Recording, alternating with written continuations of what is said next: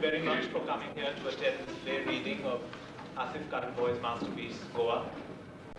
Before we begin, a few words on the author and on the play. Asif Currimbhoy was born 15th August 1928. He was educated at St. Xavier's High School and then went on to America for higher studies. He eventually obtained a degree in economics from Berkeley and returned to India, where he was a high-ranking executive in different companies before starting his own business. He wrote 30 plays in his lifetime, which probably makes him one of the most prolific writers in English born in India. The point was that many of his plays were not really accepted here. He had much greater success abroad than he had in his own country. In the later years of his life, he was very keen on having his plays performed. In fact, it was on his way back from a performance of The Dumb Dancer, which is arguably his greatest piece, his greatest play. The performance was held in Malayalam, in South India, I think in Trivandrum.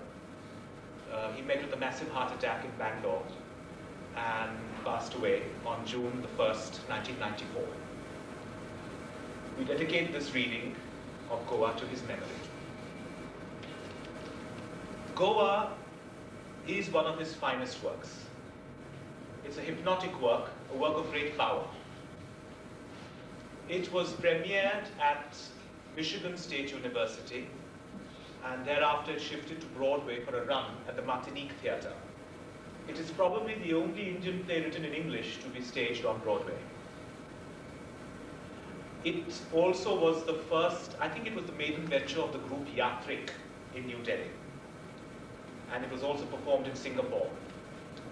But this is its first performance in Asif's native city, Bombay. Goa is a difficult play. It demands 100% concentration from audience as well as from actors. We therefore request all of you, those of you who have mobile phones, pagers, alarm clock, watches, whatever, to please turn these gadgets off for the performance. As I said, we've tried to do our best with this work, and we hope that we are able to do this play justice and also do justice to the author. Goa by Asif Currimbhoy. The scene of the play is the patio, an immense square in the center of the stage. To the north of the square or patio, facing the audience, a white church built on the foundation stone of a temple with Hindu carvings. To the west is the taverna.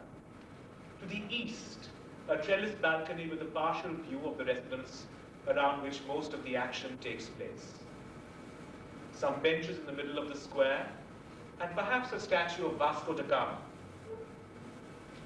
The action of the play takes place sometime before the Indian takeover of Goa on December 18, 1961, when Goa was a Portuguese colony.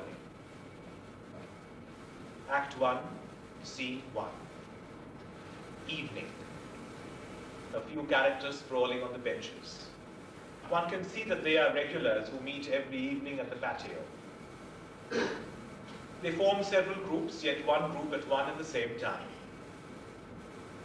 Signora Miranda, a fair-looking woman of about 40, splendidly dressed in the latest Portuguese fashion with colorful parasol in hand, comes down the steps of the taverna, slightly tipsy, and walks slowly across the patio to her residence, in the course of which she finds herself obliged to pass by the benches in the middle of the square. The conversation of the regulars stops. They stare. Signora Miranda is fully aware of the effect she is creating.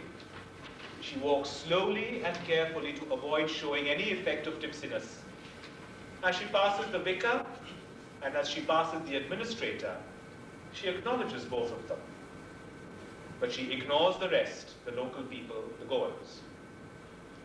When she has to pass the smuggler, she gives a huff and transfers the parasol to cover herself from his sight. but her walk is the same. A slightly exaggerated movement around the hips, a tone of feminine self-consciousness, mixed with artful coquetry, which she obviously enjoys. Immediately after she has passed, the bench watchers get into a huddle of 2s and 4s, remarking on her. Suggestion of a nudge and a smile, and the vicar pretends to look away. This is important. The long patio walk. By the end of this act, 3 of the main characters will have taken this walk before the eyes of the bench watchers. When the curtain rose on this scene, but not obvious until now, there has been a young girl standing on the balcony and a young man standing up on the patio, looking up at her. It appears to us that they have been talking for some time. The girl is dark-looking and about 14, with a beautiful, innocent face and a strange voice. The young man is somehow different-looking from the other Goans around the place. Only once, when Signora Miranda is crossing the patio, does the young girl disappear into the house, only to come back after Signora Miranda has been in the house for some time. The regulars silently leave by 1s and 2s as the stage gradually begins to get dark. In the house underneath the balcony, there is the sound of a gramophone playing, occasional laughter of a male and female voice, the clink of glasses mixed with drunken hushes. The girl and boy are on the balcony and terrace. The girl's voice is heard, clear, beautiful, yet very strange. It's getting dark now. I can see your lips no longer. I don't know what you say, but my heart is full of love. The more for you are unknown to me. And I would love this secrecy, were it not for the absolute dread of this loneliness in the dark, when I can no longer see your lips, and know not whether I whisper or shout in the stifling stillness. But when it's light, I know, for I can then see myself in other people's faces. I can see what I must be saying to them, for they can hear. The boy climbs up to the balcony and gives her a rose. Yes, that's my name. How did you know? Did I whisper it? Or was I screaming? She withdraws her hand, frightened. No, don't touch my hand. Don't touch me not, stranger. Did I hurt you? Is there something you want to say? Stand under the light, the lamppost light, where I can see your lips. No sounds, please. No sounds. Nor your touch. And I shall love you all the more. The boy moves his lips. The girl hears. The scene gradually fades with the boy's mute words and the girl's strange voice.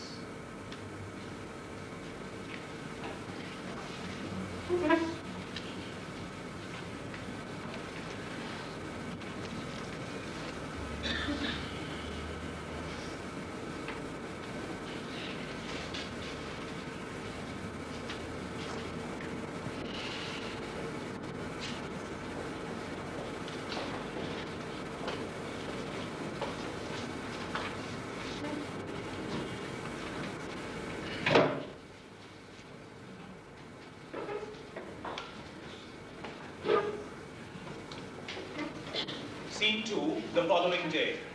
The patio with the regular bench sitters. The Portuguese local administrator and the Goan Nationalist are sitting on the porch outside the tavern, enjoying a glass of beer.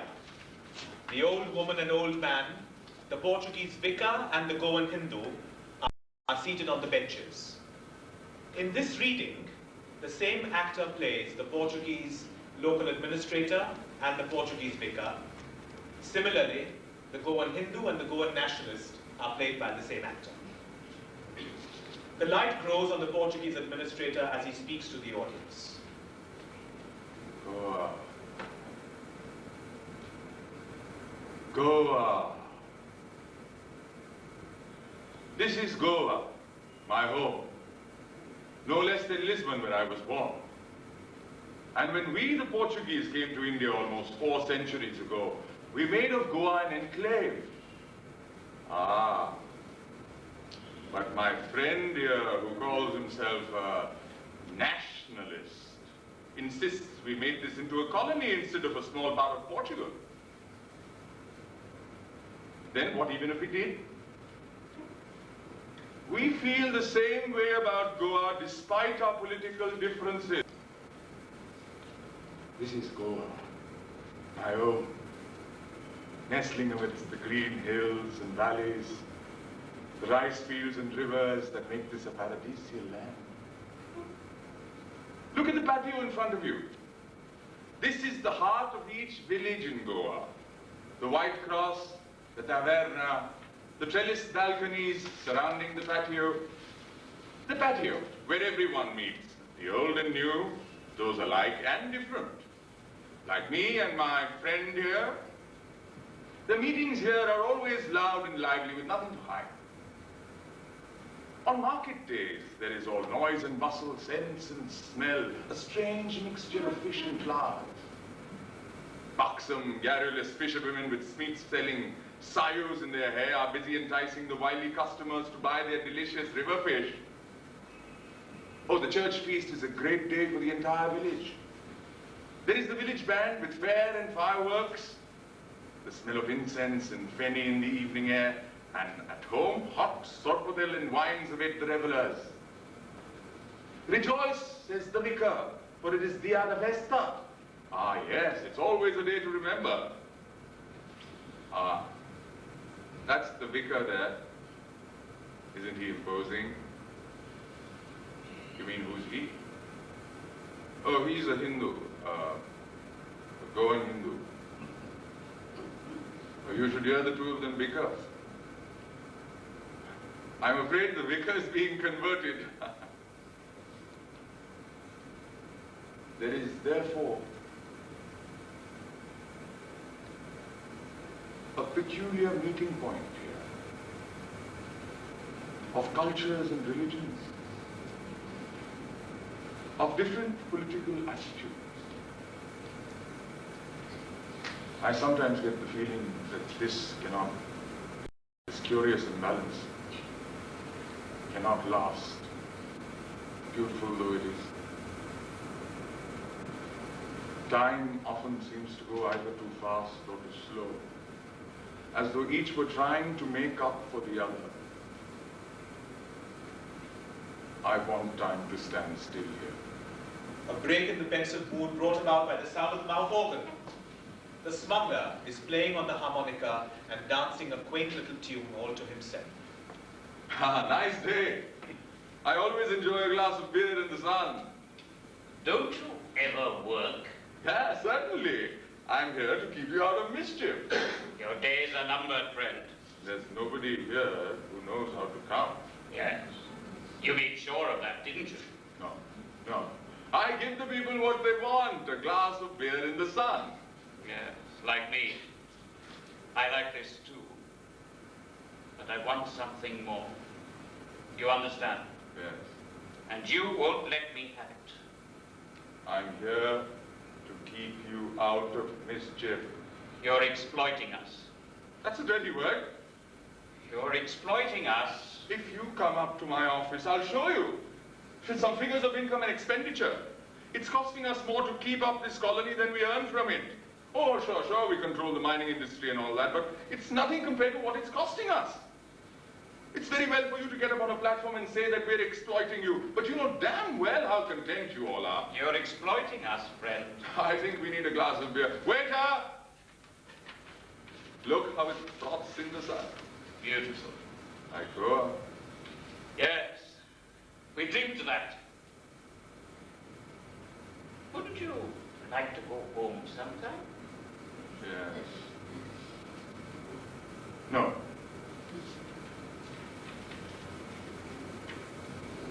What did you mean by that? In by what?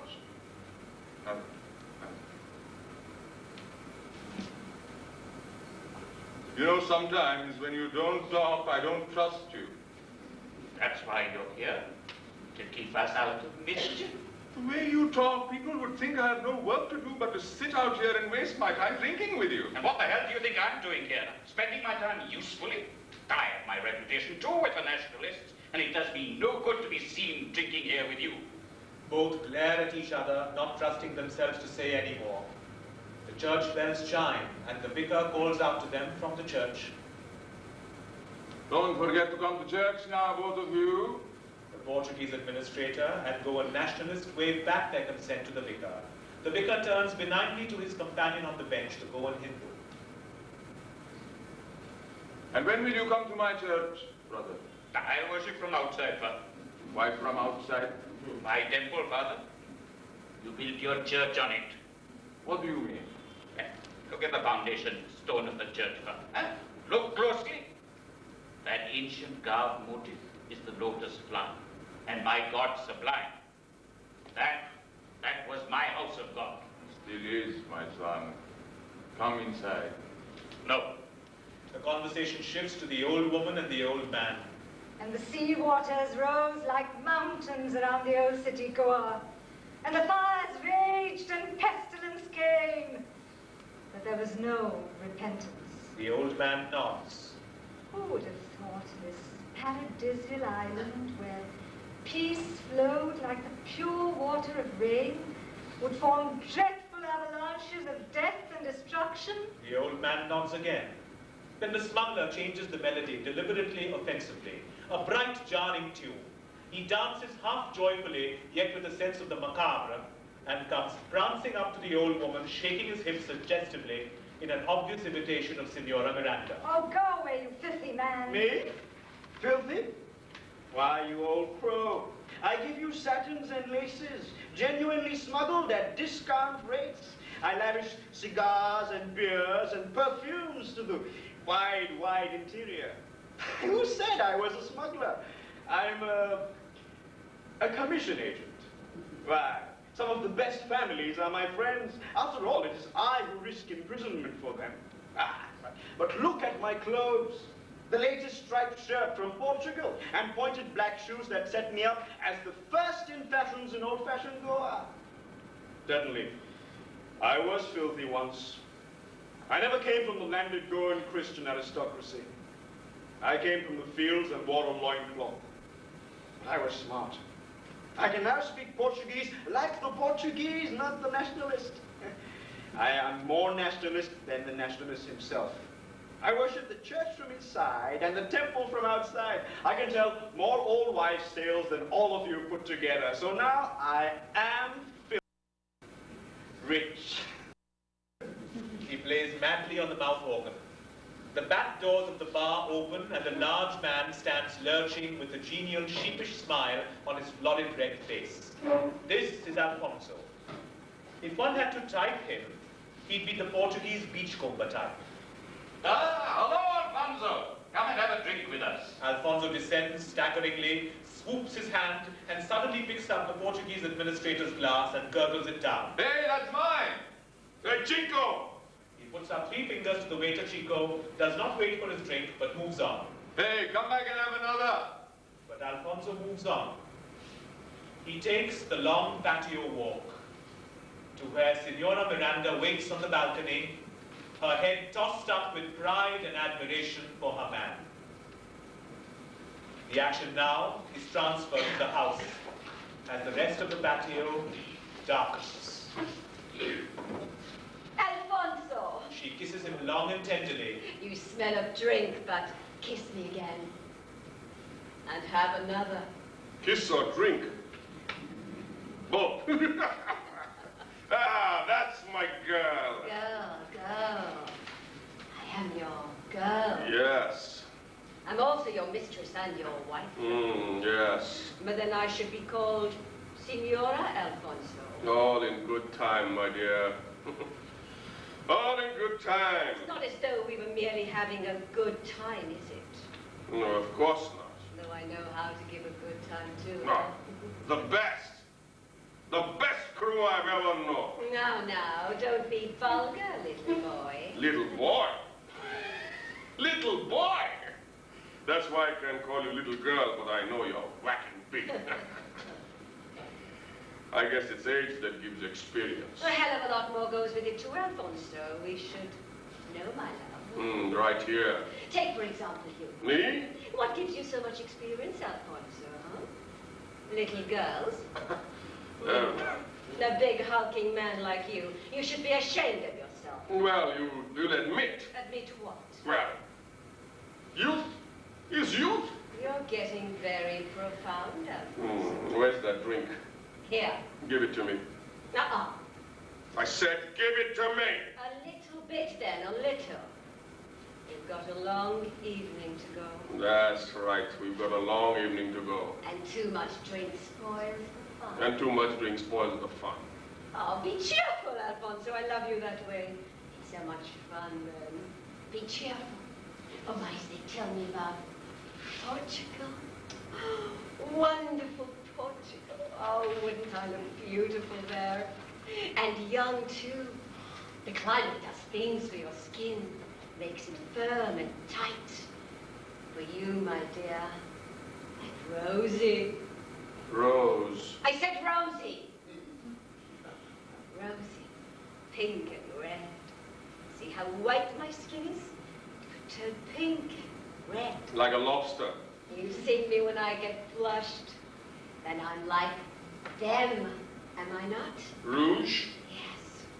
When the rouge gets rubbed out, when you take it all away, hurt me so I could scream.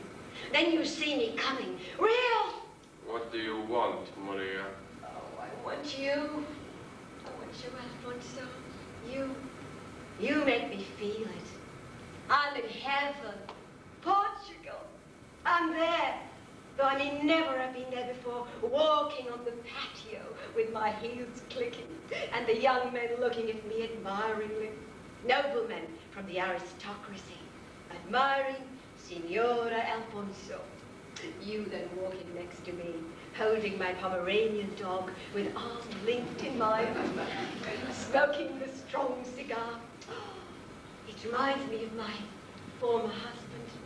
He was like you, tall and strong, like a bear, shaggy too, fair like you. We both have settled in Portugal where his mother lived. Oh, he sang such beautiful love songs. It was one long, happy moment of youth when no one ever believes there can ever be an end until it comes. He died, Alfonso. He nearly died. Unbelievably, he died, and there was never anything, nobody who could do anything about it. Not even I, nor those great white churches stand like specters in moonlight. I come from a dirty little town in Portugal. I love this place. But one day I will return home. We, my love, we.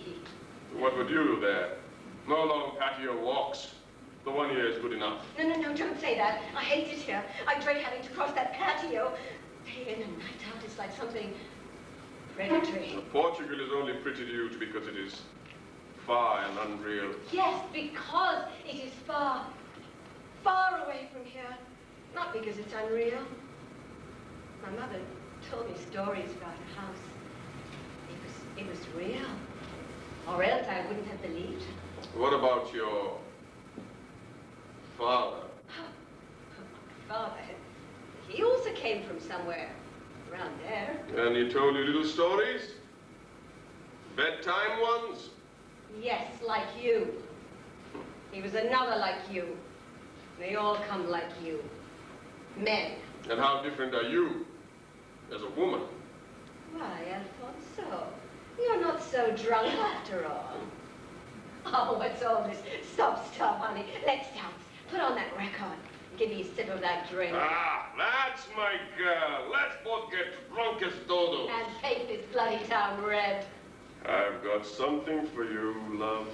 Oh? Let me guess. I'll give you a hint. More expensive than the last one? Yes. Of silver? No. Of gold. Oh, you need more than a kiss for that. Of give. First, tell me what it is. A necklace. A gold necklace with a chunk of gold at the end. A cross weighing God knows how many ounces. Why, it's heavy and beautiful. I'll wear it to church. Won't the vicar be happy? Like me? In a different sort of way, I guess. Oh, yeah. Heavenly gates. We all want to enter the heavenly gates. And the keys are made of gold. Why, Alfonso, that's a very philosophic remark and practical, too. Like you, huh? You should know. Oh, my dear, you should know. Oh, now stop. We should stop talking, please. Whenever you want, Alfonso. Yes, I know. But, darling, that's the way you want it. Whenever you want. Isn't that right? Or do you want me to play hard to get? Hard to get? What makes you think you're so easy, Alfonso? I'm a man. And men are men. And dogs are dogs. And girls. Girls are made of sugar and spice and all things nice. Alfonso takes her roughly and kisses her. No, not that way. Not drunkenly, stupidly. That's not how a man should do it. Your husband used to do it differently, huh? He never came home drunk? He never pretended. Oh, no, not of course not. Came home and made love the same evening so the wife would not suspect he's been out of the bloody hall. Between new and strange. Secret to the touch. Violent too, yet tender. Comes from freshness and innocence. What did you say? I forget it was too long ago. Yes, you got more than that. More than a roll in bed. So have you, dear Alfonso. So have you. They kissed, almost with a touch of innocence. Your kisses burn, Alfonso. But it was made of drink a little while ago. I find you strange and different.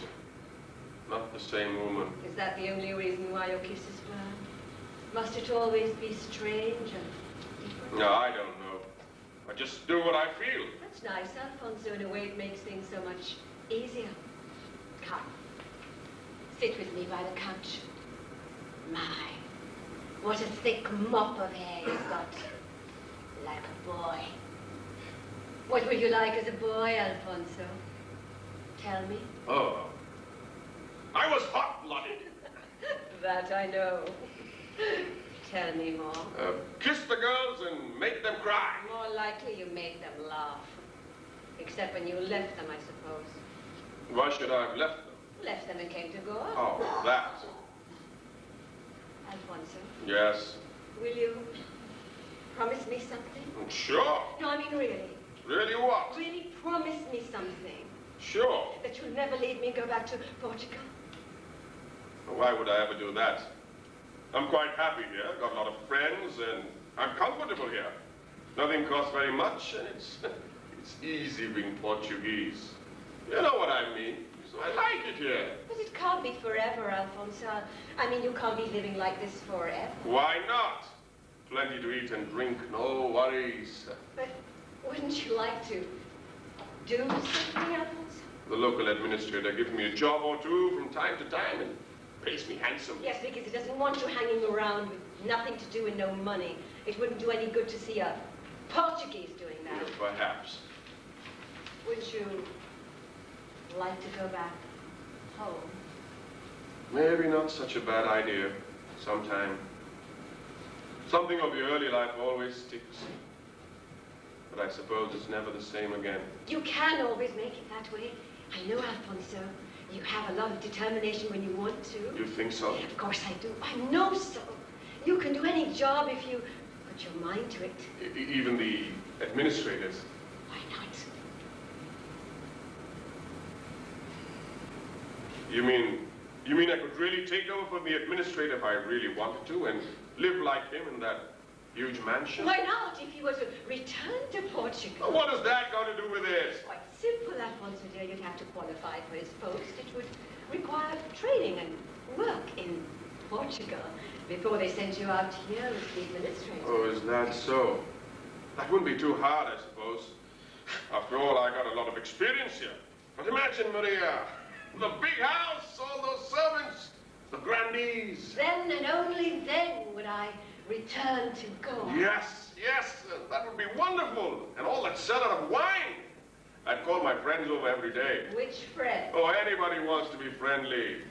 Consider that as the job of the administrator, watching over friends. No, perhaps the job of the administrator may not suit your temperament quite so well, Alfonso. You're carrying me away with your dreams. Me? Dreaming?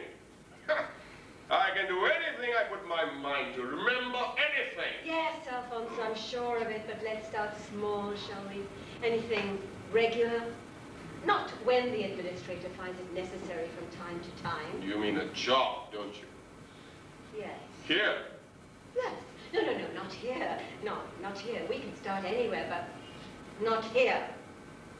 What about, Daman or Dew? Well, it wouldn't be here. And if it meant a regular job... Okay, what about, Lisbon? Lisbon. Oh, Lisbon. How musical it sounds. How different I feel. Oh, Alfonso. Oh, Alfonso, don't tease me. I hope so much, Alfonso. I cry, Alfonso. Oh, Maria. It means so much, does it? I'm a woman. No different, you understand. But I want it so. Perhaps even more because it sounds so unreal. These desires, that of youth past, the longings become different as time goes by, but just as strong. Perhaps it's part of my nature. But you bring it out, Alfonso, you with your thick hair and your feeling ways as though nothing else ever mattered. What are you saying? I'm saying that I'm common, but you're not. Though it seems the other way around, yet we find something in common. Now, isn't that hilarious? Yes, very funny, but a lot of talk. Why, Alfonso, I've seen you talk for hours on end with your friends. No, they're different. I should hope so. I wish you wouldn't mix with all of them. What do you mean? I mean, it's all right if you have a drink with the administrator or have a chat with the vicar, but the rest of them, Goans. Why? What's wrong with them? They don't have the same background, you understand. Oh, it's all right, I suppose, if you occasionally meet them, but this idea of being too friendly with all and sundry isn't exactly becoming. Why not? Well, I don't have to keep repeating myself, do I? We're different, you know. We? Yes. I remember my parents telling me how necessary it was to keep a distance. Your mother and your father. Naturally. It takes two to make parents, so don't you know? It also takes two to make children. What do you mean? Well, you know I've never been conscious of color. We Portuguese aren't. But this one is. That would be a bit embarrassing for you. Why? Well, how the hell should I know? You said it would be embarrassing for me. Why? I thought it was fairly obvious, my dear. Why do you press me to hurt you? Oh, you mean Rose? Rose. Nobody would have known it if you had not said so yourself. But I'm glad you did. Yes. Rose is my child. Dark though she is. She is the fairest flower in all the world, Maria. Why don't you ask me? What? You may not understand me completely, Alfonso, yet there are very few things that your instinct does not tell you. My dear, I drink like a bear. Why don't you ask me whose child she is? I don't like to hurt people even when they want to be hurt. Why don't you ask me who her father was? You already told me he was Portuguese. Why don't you ask me who my father You already told me he was Portuguese. Ah, but it's evident that I'm lying somewhere. That girl's either got the blood of her father grandfather, in which case he wasn't Portuguese, or she's got the blood of her grandfather, in which case my father was not Portuguese. Why are you silent, Alfonso? Wouldn't you like to know where I'm lying? Either my child's a bastard, or I am! I've told you before, it makes no difference to me. Ah, but it does to me. Can you imagine my feelings, Alfonso? Now you know why I don't like colored people. They make me feel dirty. Rose is the cleanest girl I know. No doubt. No doubt. But give her time. She's only 14, you know. Time may come and she's no different from me. Only unfair. She's dark. Rose is Goa. Goa is Rose. She came from my womb, dark and bloody as the night when she was conceived. Oh, the pain, the dreadful pain. They say it should give rise to love when it's cut out from your own flesh. But the color is different. A constant reminder. What a dreadful love is yours, Maria. It's frightening. My love is tender, Alfonso. We quarrel about nothing. Let us forget. Sound of a strange singing voice. Who's that? Rose. Her voice is strange. She tries to remember what a voice can sound like. When? When did she become deaf? In her late childhood. Congenital defect. Who taught her to read lips? Herself. Hmm. Well, your drink has evaporated fast. How about a drop for both of us? No. Why won't you have a drink? I just don't feel like it. What does feeling have to do with it? It's just not natural. You're not having a drink. I find you take advantage of me when I drink. I take advantage of you when you drink. What I mean to say is you say all sorts of things I don't understand when I'm drunk. And you think you'd understand if you were sober? Is that it? I just might. But if I were to drink, wouldn't that sort of equalize us? I never thought of that. Well, Alfonso dear, that should not be too difficult to find out. She pours out two very stiff ones. They drink it down, she pours out another. They say men love to drink each other under the table. Well, cheers, Alfonso darling. They drink it down, she pours out yet another. What do men talk about when they drink, Alfonso? Women? That must be fun. She pours out some more. Viva! Women have greater capacity, they say. You don't believe it, do you, Alfonso? That's because you're a man. A real man. That's the quickest I've ever got drunk. Never mind, little one. We'll soon get to the point of equalization. They talk a lot, don't they, at the taverna? I've never been in there before, so you know. If old Chico ever tells you that, he's a bloody liar. Who do they talk about? Rose and myself? Or just Rose? Or just myself? Nobody ever talks about Rose. Oh, so then they talk about me. Do they? What do they say, Alfonso? Do you listen to all they say, or do you put in your 2 bits too? Never want to hurt me, do you, darling?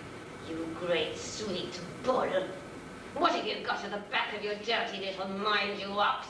I know just screwing me is not all you want, you innocent bastard! Alfonso gets up violently, setting the table and bottles in a crash. He slaps her. You bitch! Ah, that's more like it, Alfonso. I got to thinking you were just another tame, slimy little prick. I am warning you, Maria. You behave like this and I'll leave. Oh, have I offended your inherent Portuguese nature? You're not used to these kinds of tortures, are you? You're full of sensibilities, you damn Portuguese. Don't give me that about loving Goa and all. I know what goes on. Oh, no. I'm leaving, Maria. Leaving? Are you? When will you be back? When the beer has turned flat and there's no more froth left?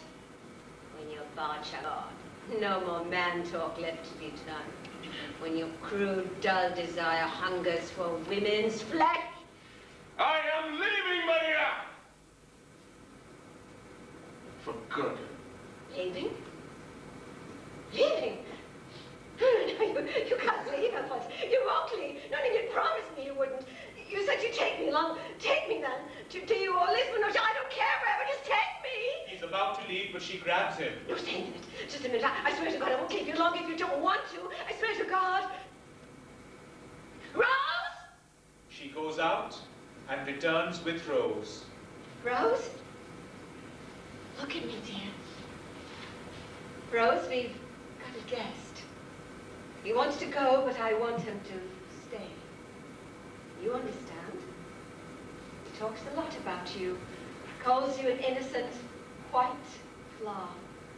Says Rose is Goa, and Goa is Rose. He's terrified of me, yet comes and often stays. Hoping. Hoping. That's why he comes back over and over again. See what he gave me? A necklace of gold. A cross that weighs a ton. Here, I'll put it around your neck. No, don't be frightened. He's a harmless animal. I know. She gently puts the necklace around the neck of her daughter. Now, Alfonso, look up. Look at her. Nothing to be ashamed of. She's innocent and beautiful. And she's dark. Not fair like you. Look up, you dog! Look at her! Alfonso. You'll never see her again if you go for good. So see her now. Look at her! Alfonso raises his eyes slowly, guiltily.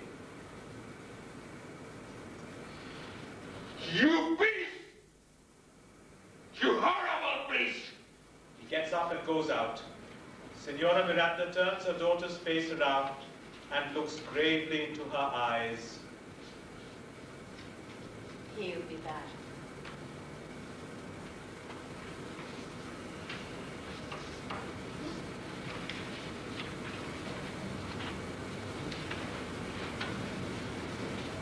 The patio, except near the balcony where the boy stands, as in the first scene, with Rose on the balcony. Under the balcony, in the house, sits Signora Miranda. Then she moves the curtain aside to look across the patio and sees the boy. With curiosity, she looks up and finds Rose sitting on the balcony. She studies the situation quietly for a minute. Taking her parasol in her hand, she raises it over her head and knocks on the balcony. Rose is immediately alert. Raising her finger quietly to her lips to caution the boy, she leaves and comes downstairs to her mother. Rose? Yes, Mother? What were you doing upstairs? Nothing, Mother. Who's that outside? I said, who's that outside, Rose? Boy? Looks more like a young man to me. Who's he? I don't know. You don't know. I don't know. But he talks to you. Yes? Have you ever met him before? No. But he's spoken to you before. Across the balcony. Yes. He's a stranger here. I can make it out. He's not like the others. Dark, yes, but not like the others. She's now talking to herself. Rose cannot read her lips. Alfonso is there somewhere. Probably in the taverna. A good thing for him to think things over. So also for me. Yes, it would be interesting, wouldn't it? To be occupied instead of available. With more streets. Why don't you call him in? As she says it, she turns her head to Rose. I said, why don't you call him in, Rose? Yes, dear. In? Call him in. He seems well-dressed and respectable. He also seems to know you, and I think I ought to be introduced to him. Call him in, Rose. Rose opens the door slowly and calls out to him. He enters. He's not as boyish as he looked earlier. There's a distant mystery about him. Ah, good evening, young man. My name is Signora Miranda, and this is my daughter Rose. I believe you've met her. He looks at Rose. Yes. I've seen her before many times. Indeed. My name is Krishna. And mine is Signora Miranda. I'm sorry I was facing your daughter because I know she cannot hear. And I can.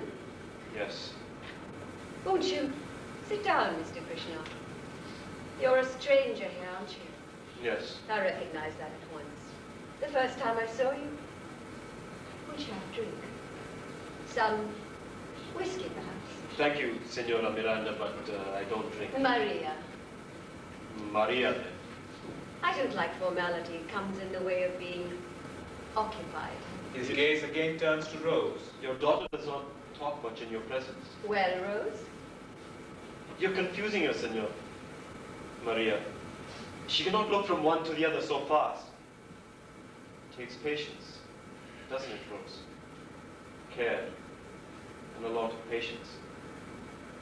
It took years, and a strong urge to understand. Signora Miranda has been looking from one to the other, a strange excitement filling her being. Rose, get us some tea, please. Some tea. Rose leaves. That was a very impressive speech, Krishna. Clearly said. Cleverly, too. No fumbling or mistakes. Not like any boy. Nor like any man. You're a strange one, Krishna. Senora Miranda. Maria. Maria, then. No. Just Maria. Maria. Does not sound like Rose, huh? Sounds matter only to us, not to her. What matters to her, Krishna, since you seem to know her so well? You. You're not a boy, Krishna. You're a man. Are you a real man? Do you ever go to the tavern? No. Have you ever taken the long patio walk? What's that? You'll know one day. Then you don't drink. No. Are you at the point of equalization? The what? Never mind. Why don't you ask me? Ask you what? Why Rose is so dark and I am so fair? Like you are dark and I am fair. Like he is fair and she is dark. Therefore, it should mean something, your being dark and my being fair. You're mixed up, Maria. It does not always work that way. No, why not? Like you are younger and I'm older. Like he's older and she's younger. There's a rhyme to it somewhere. That's all there is, Maria. Like you're a stranger and I'm a stranger. Like he is not and she is not. Doesn't it match, Krishna? Not to me, Maria. Listen. Like I'm dark, so is she. Like I'm young, so is she. That rhymes. Like I'm a stranger, she is not. Like she is, like I am. That matches, Maria. That matches. Why you? She raises her hand to strike him, which he catches. I don't hit Maria. I don't commit violence either. You'll never get to her. Rose enters with the tea, and Krishna speaks, looking at her. No one's going to stop me. No one's going to stop me. I've waited for her too long. It took care and patience and long years of understanding. You see, we had something in common. It rhymed, it matched. But it was more than that. I love her, Maria. She's tender to my touch, though I never touched her. She watched my lips speak through the night, afraid to close her eyes and be embalmed in the terrifying stillness of it all. And I felt equal, terrified that my hands should hold the uncrushed flower, so pure and fragrant. Both women look at him hypnotized. Rose stands still with the tea tray in her hands. Signora Miranda is the first to recover. She goes up to Rose. Thank you, dear. I'll take the tray now. How many spoons of sugar, Krishna? 1. I always take 2, and Rose always takes 3. She makes the tea in silence, and passes it around. Then she gets up, balancing the teacup in one hand, and walks slowly around the room, her hips undulating slightly as though it were the patio walk, while she talks partly before her daughter, partly behind her daughter, so that selected bits of her conversation may not be heard by Rose, depending upon her position in the room. Neat. Very neat, Krishna. Where did you learn to speak that? Almost rehearsed, yet very moving. More things unsaid than said, and many more things meant. As she walks in front of Rose, Rose must have a sweet tooth to take 3 spoons of sugar. She likes sweeter than most. as she walks behind Rose, And many more things meant than said. Dark you are, Krishna. Darker your thoughts are too, in spite of the light which you claim to shed on her. as she walks in front of Rose, I suppose that's because she has a sweeter tooth than most.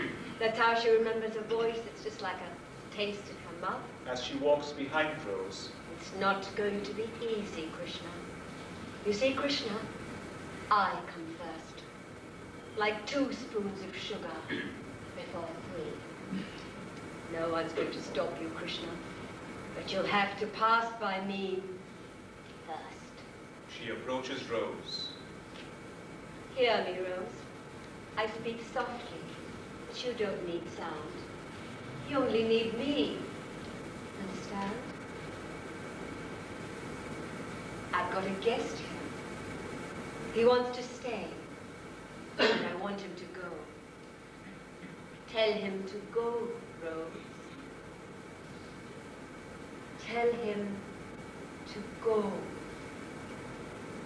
Go. Go.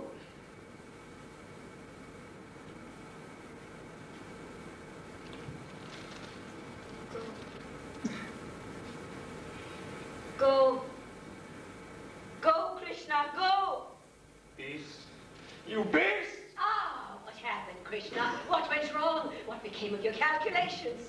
Slap me. Why don't you slap me? Rose cannot see all nor hear anything, but she guesses intuitively, clasps her hands before eyes, ears, face pathetically, moaning slightly like some dumb animal who, not being able to stand the torture, dashes away. Ah, but you'd have to get by me first, Krishna. Nobody's going to stop you, but you will have to get by me first. Your hair, Krishna. It's black and thick. She catches him by the hair at the nape of his neck. Strong, Krishna. Though you may not be violent, though you may be full of love, you carry the hate potential. I come first, Krishna, or else you go. You're like a bull, Krishna. Not a big, brainy bull that gives more promise. Me first. Me. Me. She releases him with hate in her eyes.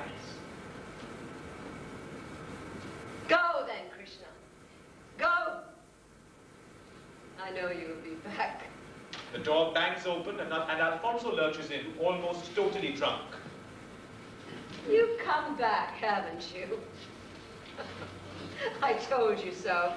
Didn't I tell you so, you big bull of a man? She goes up to him and he picks her up in a passionate embrace. I've got your finger marks still on my face. You've got some swing, Alfonso. You've got some swing. Many a younger man could learn from you if they could only use their brains.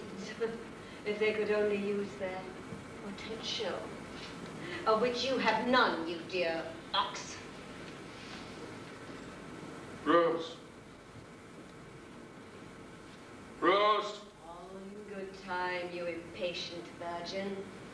All in good time. We've got a lot of things to do first. To improve on, you know. For I was always first. In that dark, bloody night. Fertile in horror. Dark, bloody. What was I saying? Oh, yes, all in good time. But it can't be today. It takes time. But it gets nearer. Now! Now! Patience. Patience, you big ox. You wouldn't like to hurt, would you? It takes time, getting used to. Therefore, I always take on first. A protection in a peculiar sort of way, if you know what I mean, you drunken fool. He pleads, falling on his knees. Maria! Maria! That's the way I like to hear it. Maria, Maria. Not Maria then, but Maria. Just Maria. Maria alone. Like women, no longer formal. Then is the right time for introductions. So that we come to know each other well. Equalization. Alfonso, this is Krishna. Krishna, this is Alfonso. And I'm Maria, without beginning or end. She's a friendship, Alfonso. Say hello. I know Alfonso loves to hear the word hello. I know, Krishna, you don't believe in it, but it's quite necessary. Say it now, Krishna. Say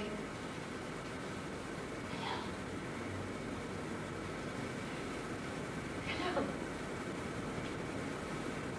Hello. That's right. You're getting it now. So sweet. But it's not over yet. The fun's not over. After every hello, Alfonso likes to be taken to the taverna. I know you don't drink, but that does not matter. Alfonso does. And you can see the poor dog can hardly stand on his feet. A few drinks, Krishna, that's all it will take. After all, aren't we all own victims of survival? His feet are getting heavy. He's crossed the patio many, many times, while you have not even once. So take him along. Take him along for the last drink that wasn't meant for the road. Come back alone. Along that long patio walk. For me. Me. Krishna gets up, dazed, but not unpossessive of his senses. He goes over to Alfonso, takes him by the elbow, leading him towards the door. Alfonso goes with him unprotestingly, too drunk to know what is happening. Krishna leads him out across the patio, which is empty, to the taverna. The evening lights get dimmer. Maria leaves the room downstairs and goes to her bedroom, and through transparent curtains we see her changing her clothes into bright scarlet with a black scarf and dark red lipstick across her white, expressionless face. Then slowly, she leaves her room and climbs up the stairs to the balcony, where she sits and waits, looking across the patio. The bench watchers gather in twos and fours, mirroring everything. The back doors of the taverna open to frame one single man, Krishna. He emerges and takes the long patio walk. The bench watchers watch. Now we see the third pattern of reaction across the face of Portuguese Goa.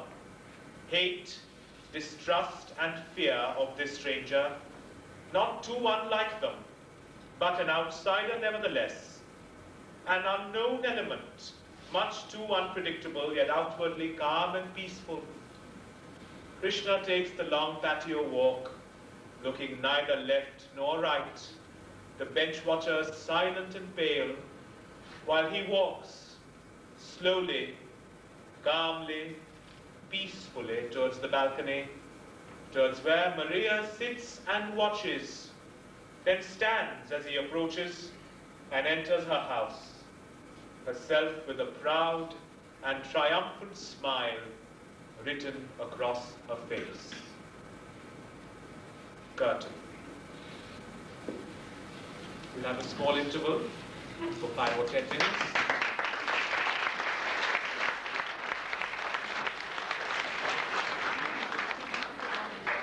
There is tea and coffee in the foyer, and Please, those of you who are not on our mailing list and would like to get on our mailing list, please write your name, address, telephone number, fax number on the booklet outside. Thank you.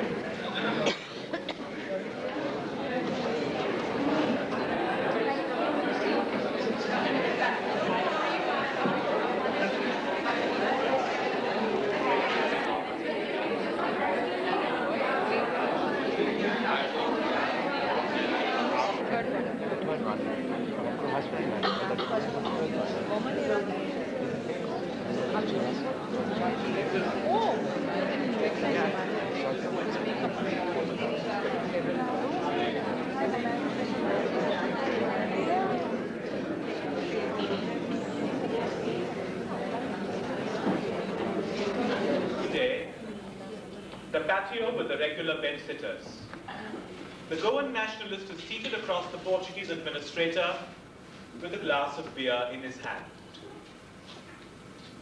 There is a change coming, inevitably, and you, my friend, will be in the midst of it. You know I've got my ears glued to the ground. And why do you think you're trying to keep me out of mischief? You are ignoring the greater danger. Normally I wouldn't care less, and often I have to do what I must. But I've got used to you, and would be sorry to see you go. Ah, my good friend. It is good of you to say so. But I'm afraid you're underestimating me. Suit yourself. Mind you, I'm not saying it can't be done. It just wouldn't be logical. Not after 14 years. You've got to develop a cause. And you can't do it as a pacifist. There is a breaking point to all patience. We've been here for 400 years. We're as old as the hills. We're part and parcel of this life, whether you like it or not.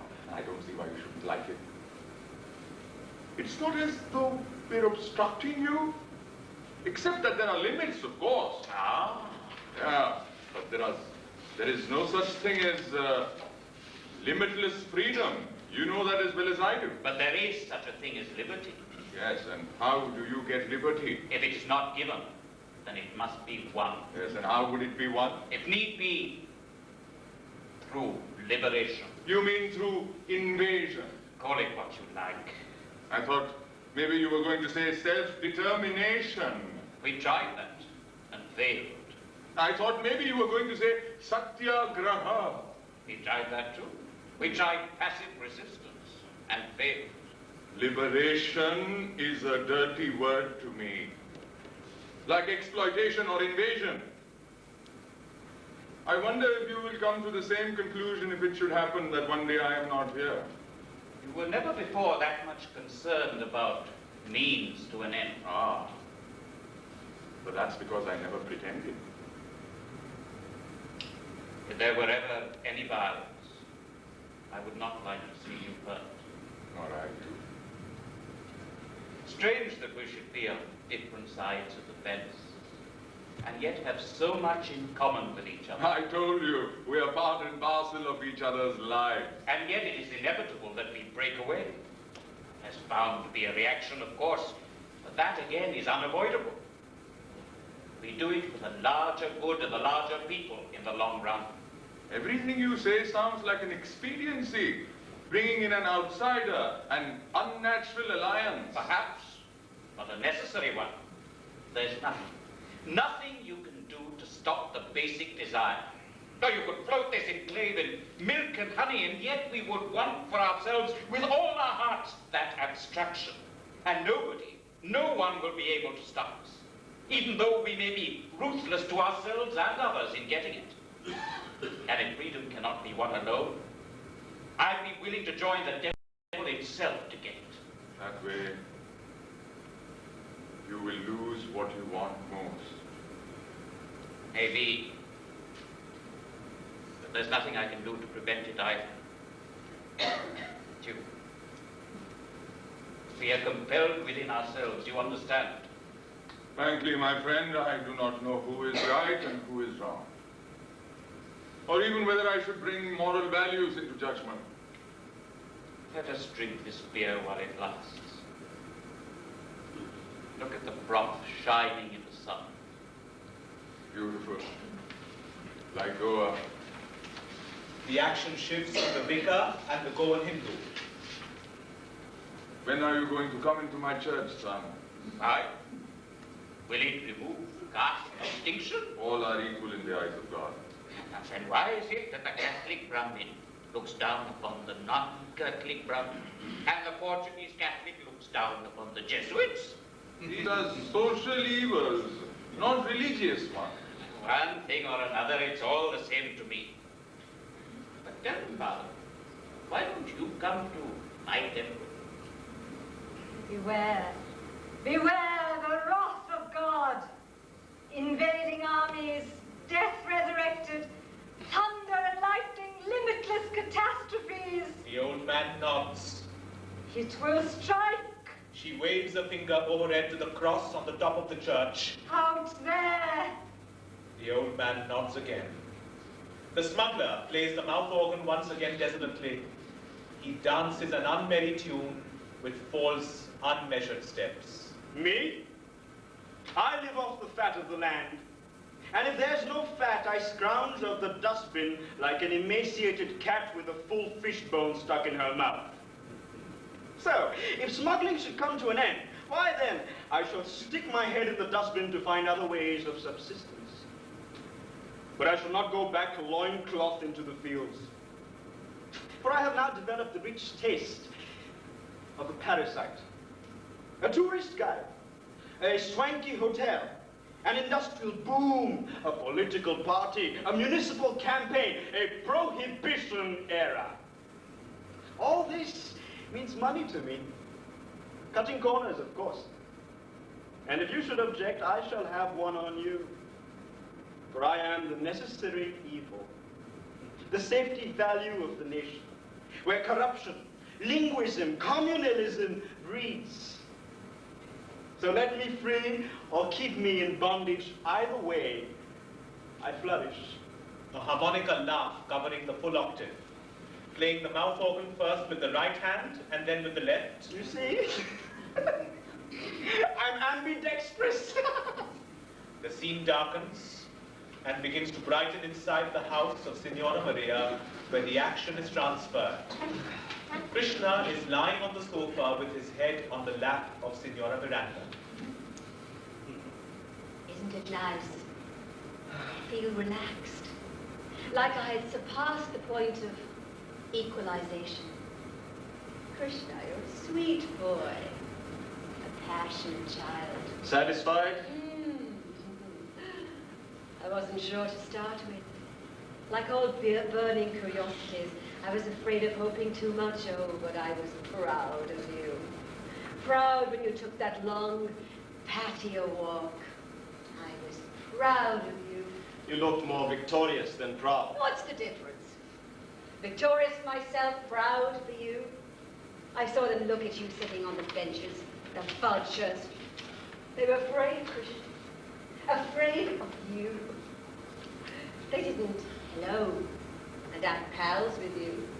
They withdrew and shrunk in the backward. Before you, my quiet, peaceful boy, the potential of a child. You're letting your imagination run away with you, Maria. No. I've got a strong instinct too, like Alfonso. And look at the way you handled him. That took more than imagination. It took action.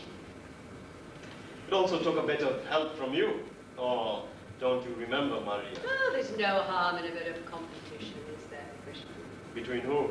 Why, you and Alfonso, of course. For whom? Why, me, of course. And what about Rose? What about Rose? Now, isn't that strange? All along I thought she was competing for me. I got a present for you, Maria. Not really. He takes a small box from his pocket. No need to guess. Diamond. A diamond ring. Like it? Like it? She It's grabs hold of wonderful. him and kisses him. Diamonds are more expensive than gold. They weigh less, but they're worth more. Like some people, I guess. How do you weigh people? Oh, I measure them first. From tip to toe. From circumference to height. Then I look at the stuff they are made of. Are they made of air, or are they just made of beer? Then I multiply the two in pronto. I get their weight. Ingenious. I'll take you. I put my arms around you, like this. That's volume. I squeeze you tight. That's density. She kisses him. That's your indication of weight. Amazing. You smile like a boy. Sometimes you seem no older than Rose. Sometimes you remind me of deeper horror. Then too there is an innocence like Rose. Where are you from, Krishna? Not far from here. Who are you? Anyone? Would you ever be able to take her away from me? Why? I like it here. You like it here? Why not? I've always felt this was mine. Always wanted to possess it. You, this house, Rose. Like I had a right to it. Thank you for asking me.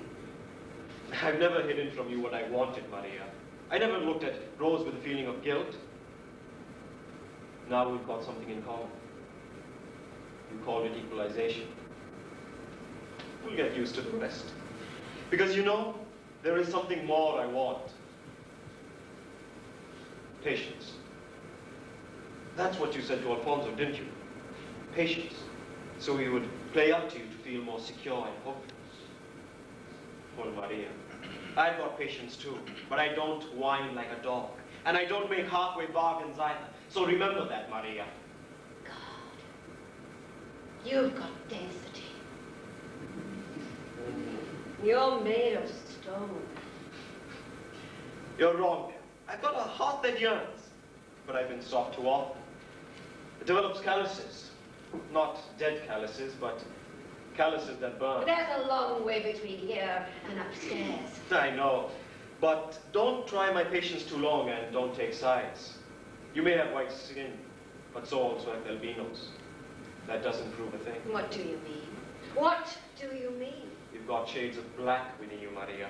Rose wouldn't come out dark unless there was dark blood somewhere. What do you think Alfonso was talking about before he passed out at the taverna last night? He was trying to find out whether I was your father or your former husband. Father or husband? It's pretty obvious what he meant. Rose couldn't come out dark unless either your husband or your father was dark like me. In terms of color, therefore, I was either your husband or your father. Something in common. You've got shades of black within you, Maria. See it right and you won't be conscious of it anymore. How far are you conscious of everything within you, Krishna? Tell me. You're not soft, Krishna. You're hard. Soft. To Rose. You don't have love, Krishna. You have hate. Love. For Rose. You're not peaceful, Krishna. You're violent. Peaceful. To Rose. Is that how Rose sees you? Yes. Take care. That's all I can say, Krishna. Take care. Of whom? Of yourself. Of what you appear to me, of what you are to Rose. Why are you so full of opposites?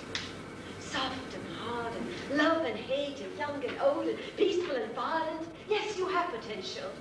You cover the full range of the known and the unknown. There is also that crack within you. That crack. You don't let your opposites come into full play. You're pushing one side too hard. So be careful, Krishna. Rose may see you as soft and loving and young and peaceful, but I know your potential is hard and hateful and cold and violent. So be careful. Why do you worry, Maria? For the moment at least, you are victor. That should please you. You found the vulnerable in me and worked it to your advantage. I'm aware of that, so why worry? Don't cast your image too high and too wide. Everyone who falls within its range gets taken in. Perhaps that is your intention, or perhaps you believe in it yourself. I wouldn't let it. It's dangerous. That's all I can say. dangerous. Maria, listen to me. There is only one thing I want out of life. Rose. And I'll have her at any cost. There are moments when Alfonso is terrified of me. There are moments when I fear this vision of you. Your fear is only yourself, Maria. Oh, no. It comes from within, from the darkest recesses of your own soul. No! From all you want to hide about your real self. From all you want to tear out of others. No! Marie. Just Marie. Not Maria, then. You're a naughty boy, Krishna. To frighten me so. I'm sorry. I'm very vulnerable, you know. I have a woman's vulnerability. Yes. A woman needs to be loved. It's a sort of craving. It grows differently with each person depending on how they need to be satisfied. Yes. It's not like a man turning hot and cold. A woman likes to keep something every time. Like squirrels who gather nuts before going into hibernation. That's me, you know. I store and hibernate. The sound of Rose's voice singing. Ah, that's Rose singing. Wouldn't you like to know how she became deaf? It was an accident. I never got over it. My mother, she was Portuguese, you know, like my father too, was upset. She was a superstitious woman. She said Rose was deaf because she was dark. Like some original sin had been committed. Imagine that.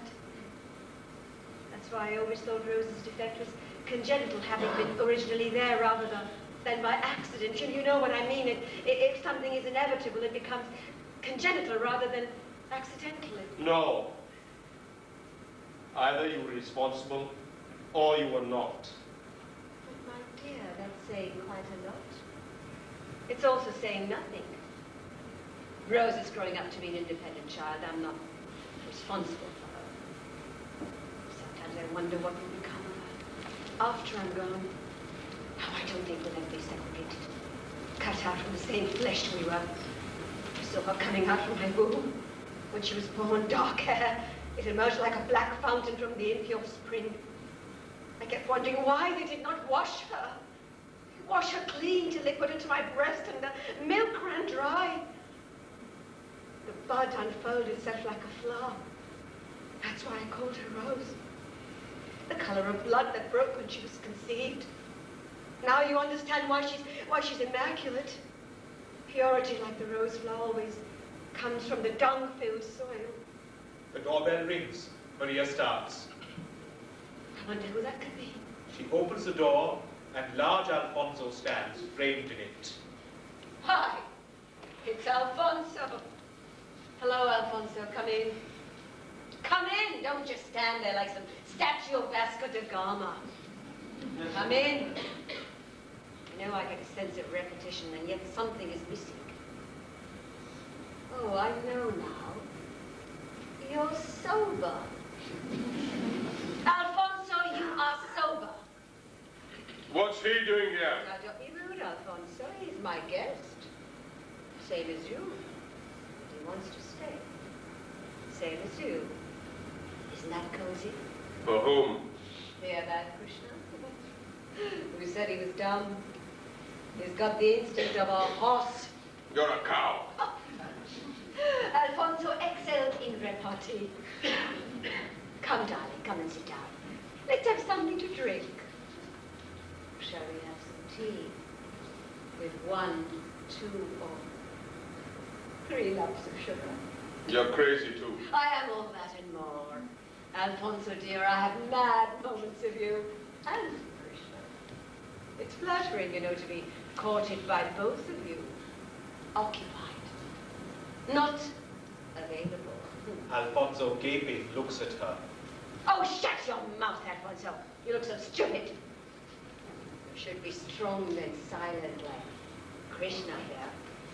He may be small, but he's worth his weight in diamonds. Yes, that boy has a lot of destiny. What's he doing here? I stay here. What did he say? I said I stay here. I've taken your place. Why, you little swine! He makes the move to grab hold of Krishna. Signora Miranda intervenes. Alfonso, don't spoil the fun. Not yet, anyway. We've got a long way to go. A little drink at a time, my impatient one. I'm not impatient. Oh, but you are. But you were. You should have seen yourself last night. I called you the impatient virgin. I was drunk. Drunk. Drunk, my dear. You were painting this bloody town red. A solo performance. Krishna should know. He was playing nursemaid to you. Him? Him! Yes. Him. Him. He was playing nursemaid. Yes, I guess he was. Bumping me with whiskey while he was drinking milk, I suppose. All nursemaids drink milk. Don't they? Goat's milk. Hmm? It gives them virility. Oh, but my dear, he doesn't need milk for that. I didn't need to drink anything. You are drinking enough for both of us. Yes, you saw to that, didn't you?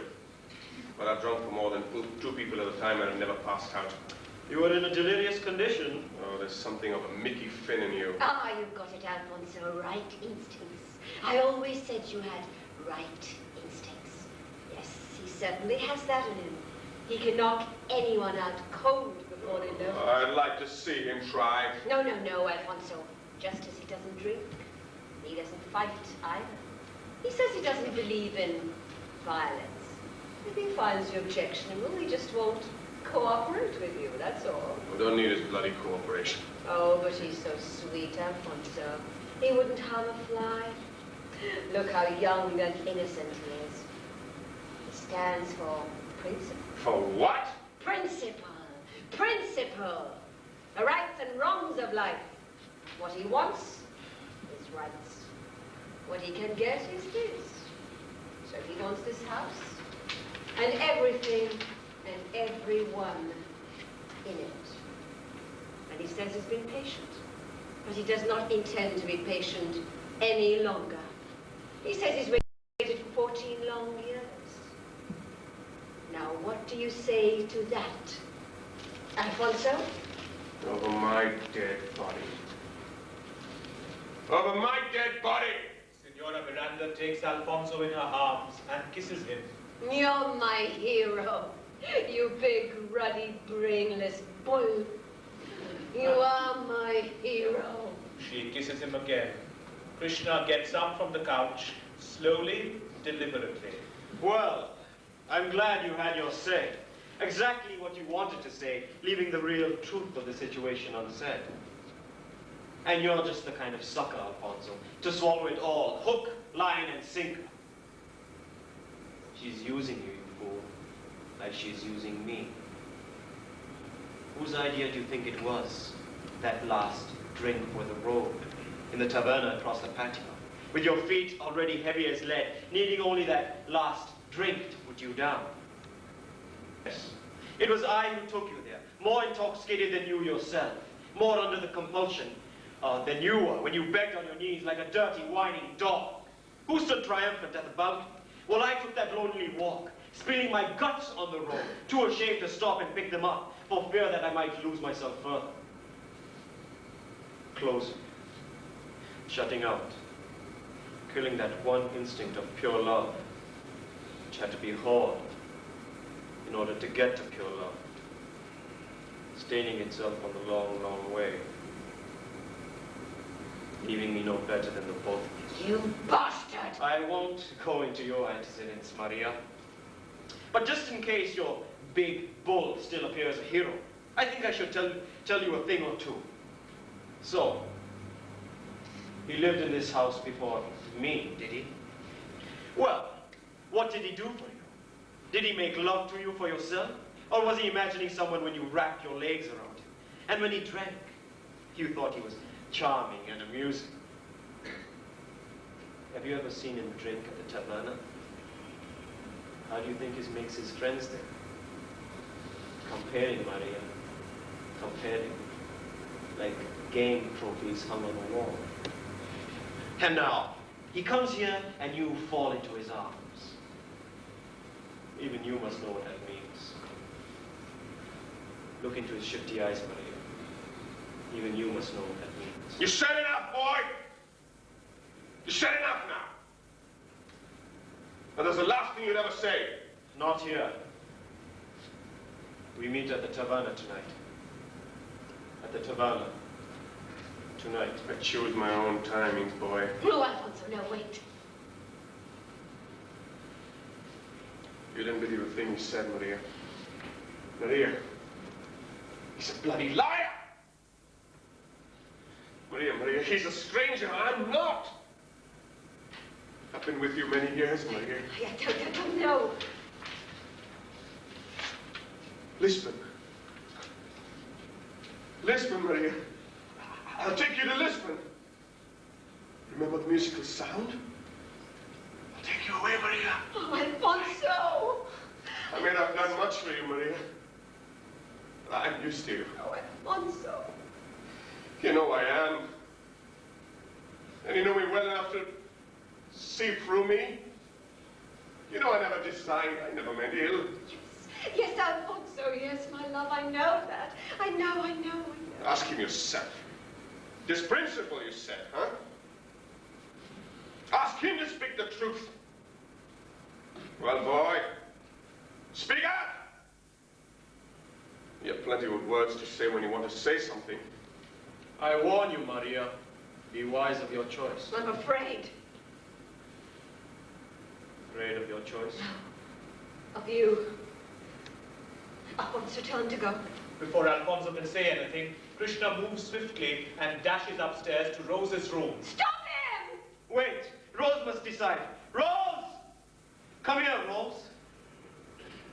Come with me to meet your mother and an old friend. She comes down slowly, looking around. Rose. Oh, Rose, my child. Leave her, Maria. Let her decide for herself. She's not a child anymore. Let her decide. Let her remember when she first saw me outside the balcony. When I spoke to her for endless hours. Of my love unblemished. Stole from her loneliness and sadness.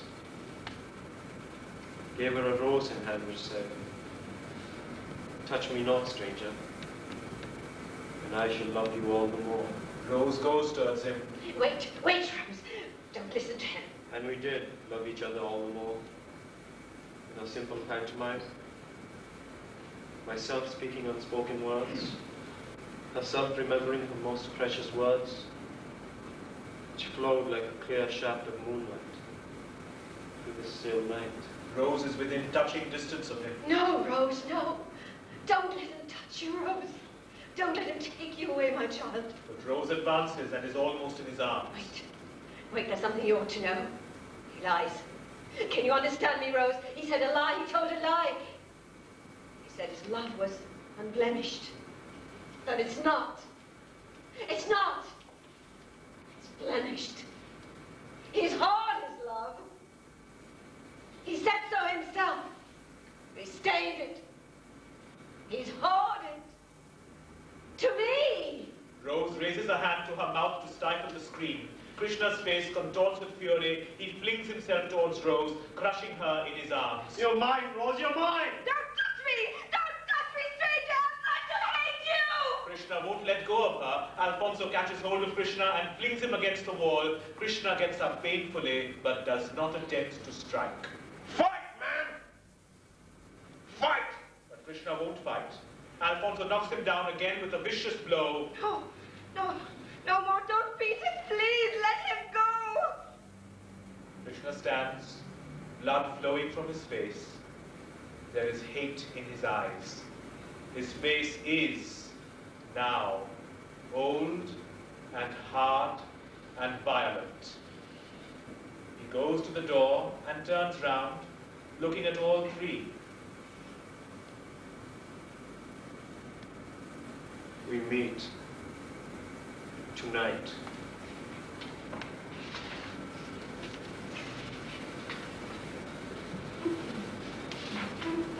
Scene 2, night. 18th December 1961. The invasion of Goa. Rain and thunder and dark ominous clouds. Screaming wind. The silhouettes of two men outlined against the window curtain of the taverna. There is the clap of thunder and lightning, accompanied by a sharp, piercing scream. An awful stillness. The back doors of the bar are flung open, and the figure of a large man staggers out, clutching onto his heart, trying to pull out the stiletto that was violently and deeply buried. Alfonso collapses.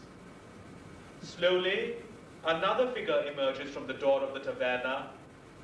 It is Krishna. His violent and hateful face distorted almost beyond recognition. He goes over to Alfonso, removes the dagger, and plunges it once again into the corpse in fanatical vengeance. For a long time he stands, swaying slightly. Then he walks. Again the long patio walk, till he reaches the house of Signora Miranda. He pushes the door open and enters. Signora Miranda is alone in the room. Krishna! Krishna, why you gave me a fright. Barging in like that. Soaked. Soaked wet in the rain. Here, let me remove your clothes. No? But you'll catch a chill, Krishna. Dreadful night it is. I wasn't expecting you. Don't just stand there, Krishna. Come in. You're wet and you're shivering. I wasn't expecting. Oh, I said that earlier, didn't I? It's this thunder and lightning. It upsets me. Why are you so quiet, Krishna? I hope you're not upset about earlier this evening. I couldn't help it. Neither could Rose. You brought it on yourself. Alfonso's a man with a terrible temper. And he's possessive. Like you. Krishna throws the blood-stained knife on the table. Not anymore. What are you saying, Krishna? Why the knife? What do you mean? I've killed him. I've killed Alfonso. I had to have her before he. She is mine. No. No! Yes. Yes, this and more! You're joking, Krishna. You're joking because you're doing it to frighten me. Silly boy. You're a wicked boy. It's not true! It's not true! Why not? Why not? You saw the potential in me, didn't you? What did you say then? Yes, old and hard and hateful and violent. Yes, you have strong instincts, Maria. But mine are strong. You killed him? My Alfonso, you killed him? You wouldn't hurt a fly? Did not fight back? Who Rose was young and peaceful and innocent? You robbed me of that, Maria. Or don't you remember? Blemished me with compulsion greater than my own. You killed him? My Alfonso? My love? No better than you killed mine. She kept coming to me. She was almost in my arms. Till you spoke about my having hoarded my love with you. And me. It should have been me, not Alfonso, not him. It is going to be you too. No. I don't want to kill you, Maria. I need you now. Need me? Need me? You murderer! You killed Alfonso! I killed him! Realize that. I killed him. Accept it. I killed him. Then you won't have to scream it out, for nobody here except us can hear him. I need you now, Maria. Not the way Alfonso needed you. My own way. Worse than killing. It is but half done yet. The rest You can't leave when it suits you, Maria. No halfway bargains. I told you right from the start. You were quite right to fear me. Just as right as when you saw the innocence and peace with me. But now, Maria, remember your deepest heart. How did Rose come out? Like a black fountain from the impure spring. Why was she named Rose? Because she was conceived in your blood. What was the night of fertile honor? It is a night such as this. No! No! Why was she black? Because of your husband? Or because of your father? Or because there was neither husband nor father? But just another man like me. No. Whom you came to hate with deepest sorrow. Who made you impure? Who was a stranger like me. Who conceived Rose in your womb gushing with blood. Who raped you? Who took your innocence in that night? Fertile with horror. Innocence reminded only by Rose. Bringing back that memory. Constantly reminding. Rose. Who was born of your original sin? Dark Rose. Whose was the color of blood that broke out when she was conceived? Rose. Dark Rose. Who raped you? A man. Dark. A stranger. A colored rose who raped you. Who was it? Who Rose reminded you of? Who reminded you of Rose? Understand me, Maria. Understand me now closely. Why was it Rose? Why was she innocent when you were fair and blemished yourself? If Rose was he and he was Rose,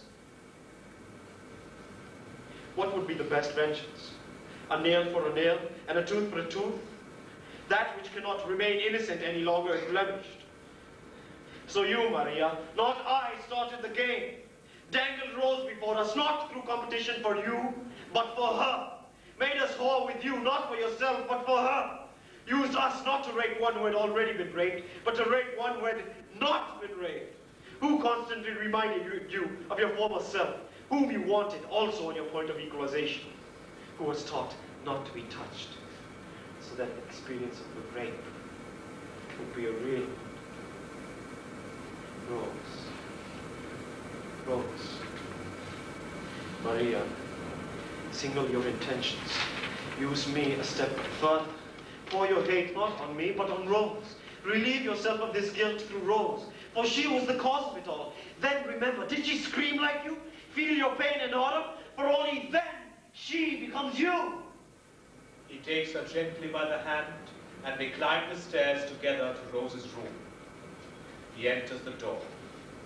A few moments of silence, then Rose screams. Maria collapses to her knees. There is a flash of lightning outside. It strikes the cross atop the church, which falls. While Rose screams again with pain and horror and a deeper death. Now, come Maria, hold her. Hold her by the black hair. See for yourself. Feel for her. Maria goes in.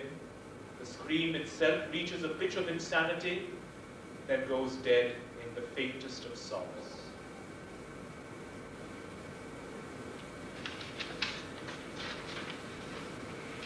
Scene 3. A few weeks or months later. The patio. A spotlight on the Goan Nationalist. That was the day of the invasion of Goa, 18th December 1961. The Indian troops marched in and liberated Goa. It ended 400 years of Portuguese rule. At last, the Portuguese enclaves of Goa, Daman and Diu were no longer pimples on the face of India. A young republic, only 14 years old. But in the process, the innocent and peaceful and moral image of India was blemished with her first act of violence. Tarnished was the rose worn in the label. Some say there was great rejoicing when the Indian troops marched into Goa. I was party to it myself, being a nationalist, working in collusion with the liberator to free my people from the yoke. A yoke which many did not seem to mind. After the invasion, there was the occasional case of rape, but on the whole, the troops were very well behaved. The troops have withdrawn now. We have civil administration and the freedom of choice. Oh, there is the usual party politics, regional differences, the occasional sabotage, but on the whole there is, I suppose, a sort of progress for the future. Meanwhile, I should like to have my beer with some peace and quiet before they bring in prohibition. I won't hide it from you. I miss my old friend. I said hello to him countless times and enjoyed the glass of beer together and even enjoyed our little quarrels. It was good fun and games, and we never really intended to be serious until they wanted the invasion. And we wanted it too. I guess it was inevitable, though I wish there had been some other way out of it. What will become of Goan now? I don't know.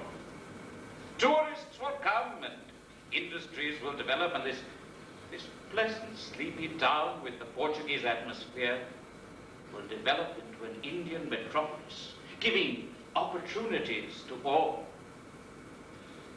I sometimes wonder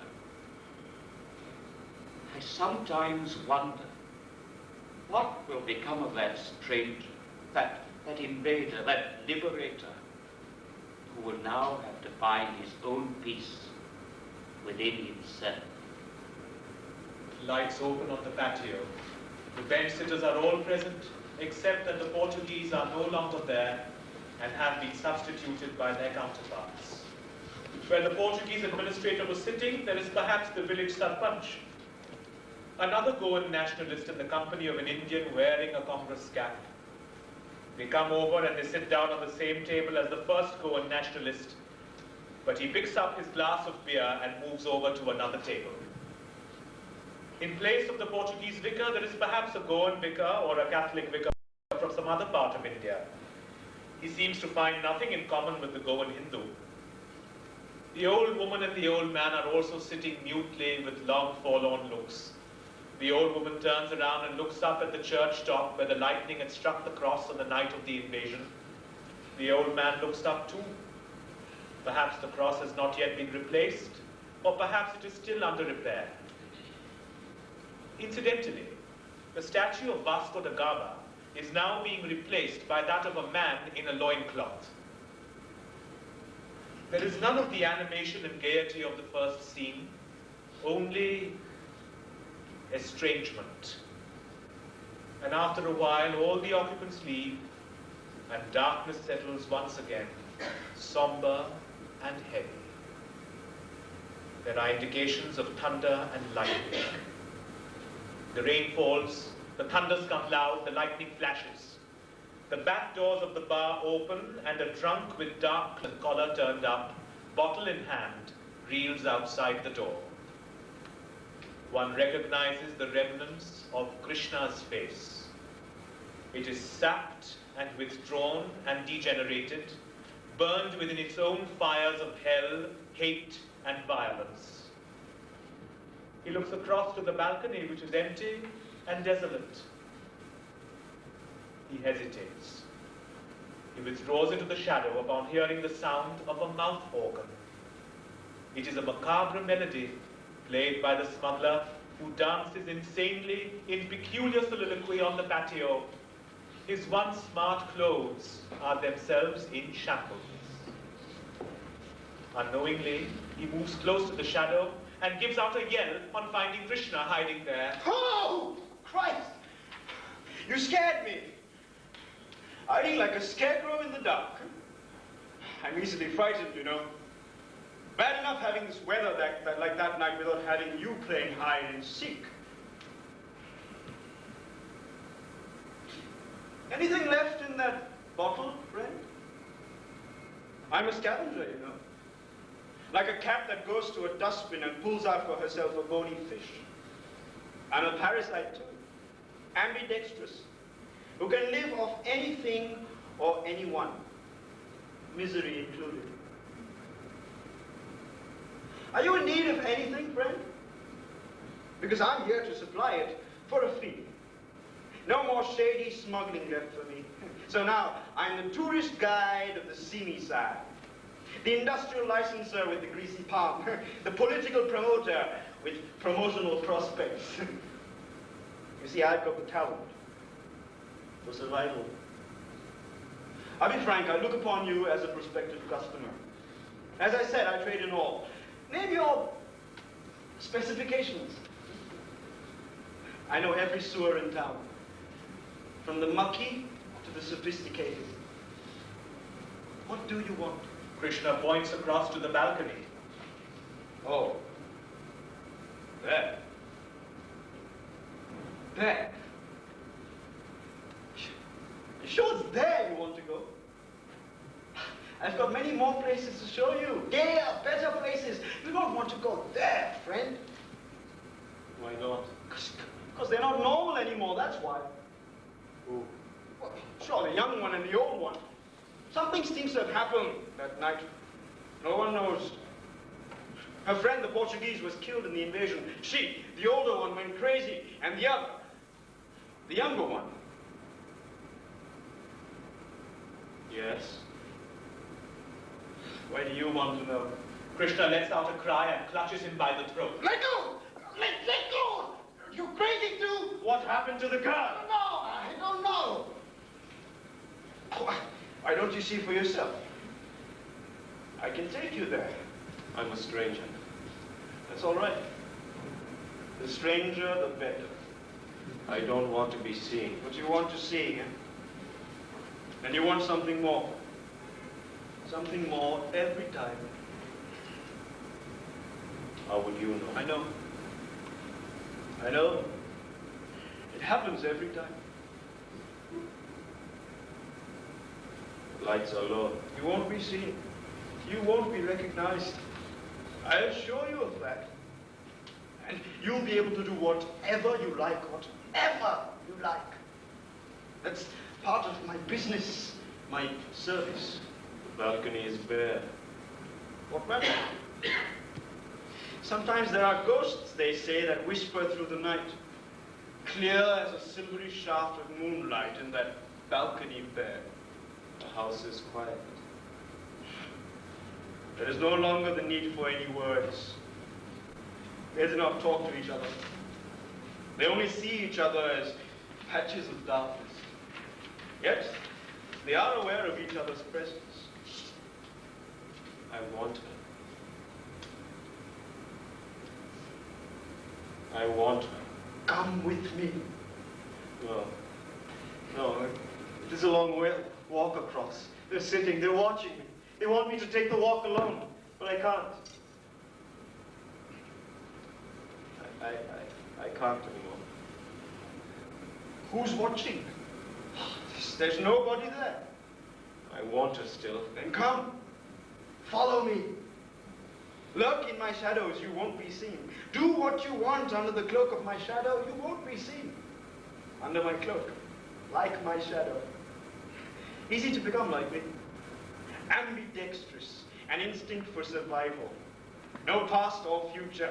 Not having found, lose yourself within me. Walk without a shadow. Perform the essential service of a scavenger that nobody else will. See without being seen. Do without being caught. Hang upside down like a bat in the night, shadowing vampires. Why?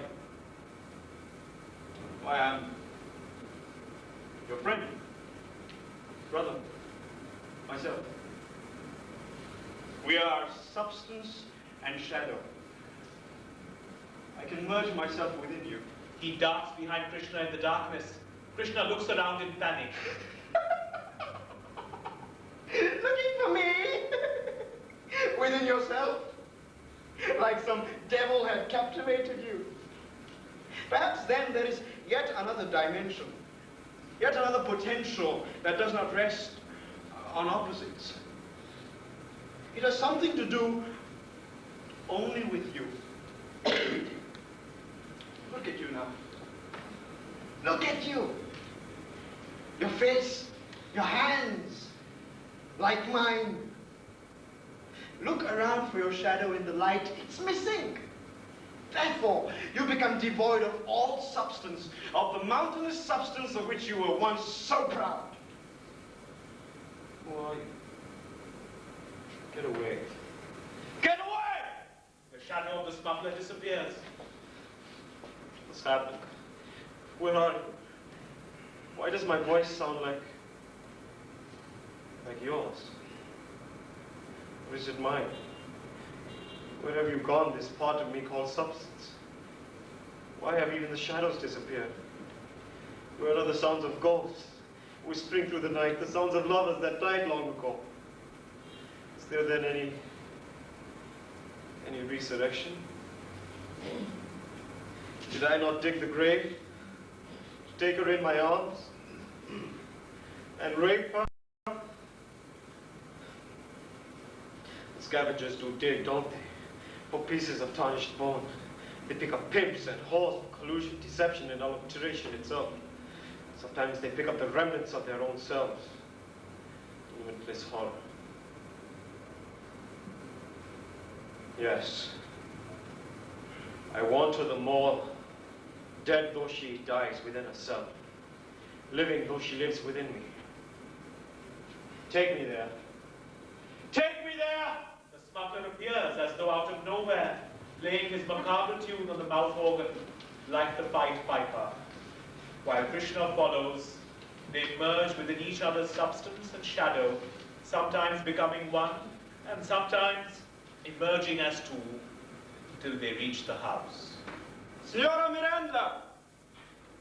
Signora Miranda! The door opens.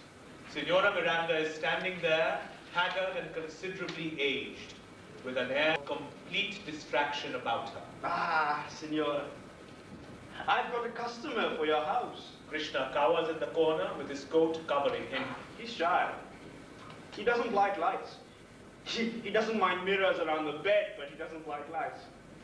Perhaps he can see in the dark. Anyway, please dim the lights, Signora. He must have a reputation to protect. He doesn't want to be recognized. So don't press him too much. He's shy, like a boy doing it the first time. Signora. Signora. Strange. I'm beginning to look like you now. At least I'm speaking like you. It's shy. Like a boy doing it for the first time, yes. That's what I would have said. But I said it for you. So you did. Unlike your shadow, Signora. Relax, there are no shadows. No shadows here. How can there be shadows in darkness? Suddenly, the smuggler goes over and whispers to Krishna. Signora, he doesn't want you. He wants your daughter. But I always come first. Like lumps of sugar. I've got to be protective. Is he clean? Does he hurt? Is he tender? He used to pass by me first, picking up my innocence and my dirt. Dark you are, my friend. And darker are your thoughts, in spite of the light which you claim to shed on her. Sometimes you remind me of a deeper horror. Thunder and lightning outside. What's that? Who did that outside? Who started this thunder and rain? Who started that? Does the lightning still streak across the sky and strike the cross? Heavy cross. Made of gold and diamonds.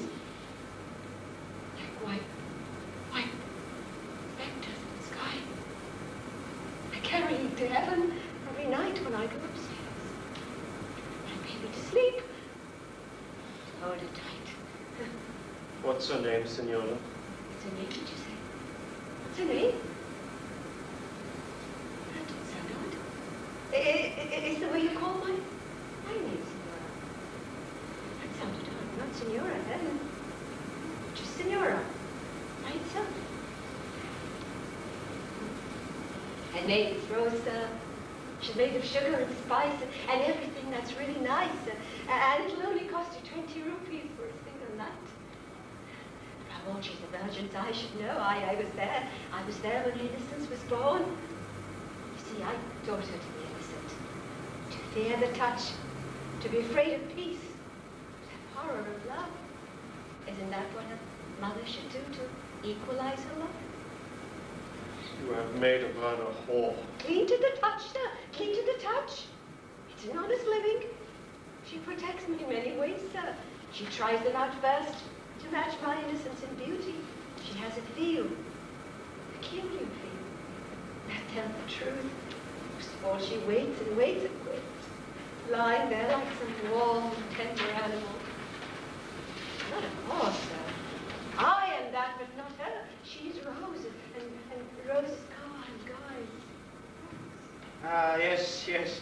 Quite, Signora. Now to get down to business. My customer is getting impatient. Is he? An impatient virgin. Did he have to wait 14 long years? Oh, boy. Grew up to manhood so suddenly, unrecognizably, unbelievably. One moment he was offering a rose with the beauty and simplicity of young lovers. The next he was monstrous and horrible, fertilizing madness when the blood oozed and oozed in the rape and torturing me twice in one lifetime, you know. Signora, be peaceful, Signora. Peace, tranquility, my son, peace. What happens to one who is forsaken? Are his tortures the same as mine and that of my daughter? Does he listen in silence? That awful silence and loneliness of the deaf? Does he blind his eyes against the terrors that all sight shows? Was he ever a man of principle, son? Or does he return victorious, as I once standing on the balcony while he took that long patio walk? Signora, he wants to return home. Does not know how. So he chose the way to go further. Not one step more. The last step of all. This time alone. Not in collusion. Answer, save himself. Signora, he went to the church and didn't find peace. Signora, he went to the temple and didn't find peace. Signora, he tried to make friends, but no one would say hello to him. The girl! Now! Roll! Without a word, Signora Miranda takes her parasol and knocks upstairs. The curtains in the room move open, and Rose walks out slowly, wearing a bare negligee, her face unseen because of the darkness that falls across it. She descends down the stairs slowly. There she is, sir. Do you approve? I've taught her everything I know. It was almost like teaching myself over again. Took a bit of help, of course. A bit of remembering, too. But she's a fine girl. She's like me, you know, though we may seem opposite. She does everything the customer wants. Everything. Why don't you let her speak for herself? Signora Miranda touches her daughter's hands. I allow everything. I give everything. Leave her alone. Why don't you leave her alone? Why are you telling all the time what to say? Come here. Come here, Rose.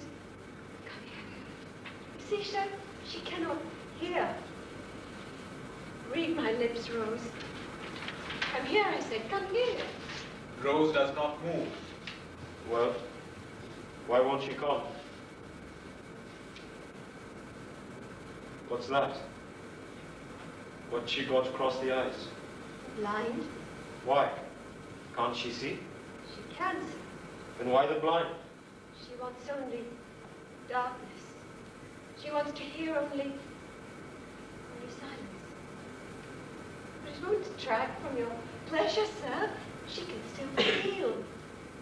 She can still feel from what's left of her. Krishna darts across to Rose with his hands going up to her blind. Take it off. Take it off! His hands almost touch her face when he stops himself in mid-air. No. No. She's deaf. Now she's blind, isn't she? That means she can't recognize. She can't know. She can't be reminded.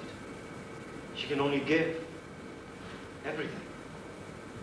Not knowing she will give to me, like to any other. You say she is still warm and tender like some living, quivering animal that lies helplessly in the dark, with her eyes and ears closed, unable to withhold. There can be no violence about it. I revert to my former self, as I always wanted it. It could. Couldn't it then approach pure love, as though nothing had ever happened? For all we want to do is blot out our senses and forget, just as roses do. Leave only one sense to offer it. Touch. Like the touch of my hand when I gave her the rose. Why should I then tear off this blind? Why should I face myself? Let me live this pleasure, anonymity, dreaming of my former self. For this heat within me drives me further, wanting to drain the last vestige of purity in a revival of innocence where nothing ever mattered, any more than to go deeper and deeper, beyond sanity if necessary, into its deepest horror. Senora, I'll have her on her own terms of detachment and on my own of intimacy. Would you please tell her to go upstairs and await me? I will follow. Senora Miranda touches her daughter's hands. Rose turns around quietly and ascends the stairway slowly, feeling her way to her room. Krishna follows, his form rising into the stairs, into the darkness, pausing for a while to look at the empty balcony before he enters Rose's room. There's now no rain, no thunder, no lightning. The sky is clear, and the balcony stands silhouetted in the moonlight. A voice is heard, as though from the empty balcony. It is Rose's voice, incredibly clear and sparkling, like a silvery shaft of moonlight.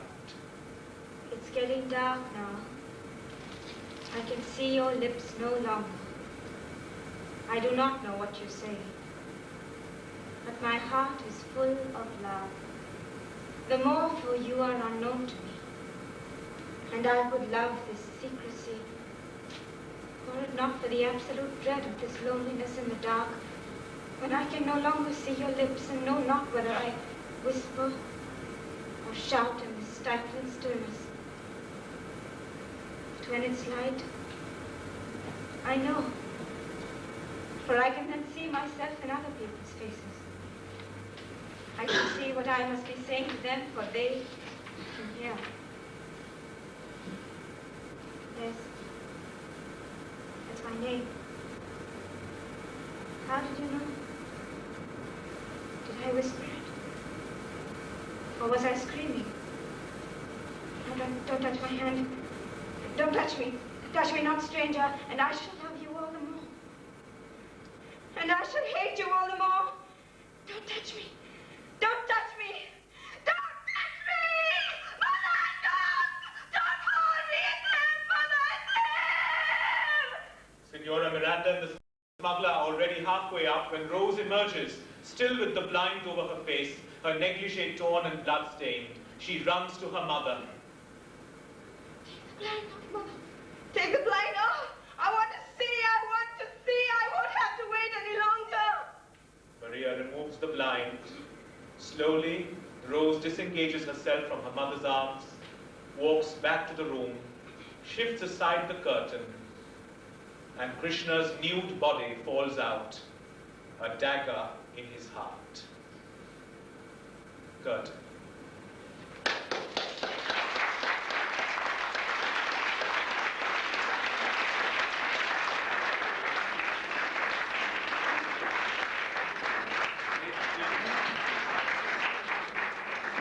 Thank you for coming, and thank you for your warm applause.